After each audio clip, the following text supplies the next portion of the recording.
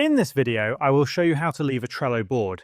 Begin by logging into your Trello account and navigating to the Boards section on the left-hand side of your screen. Here, scroll down and you will see a list of all the boards you are a member of.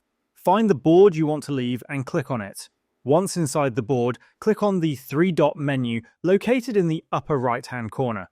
A drop-down menu will appear. Scroll down to the bottom and you will find the Leave Board option. Click on it and then confirm by selecting Leave Board again. After this step, you will no longer be a member of that board. However, if you are the creator of the board, you will notice that there is no option to leave it.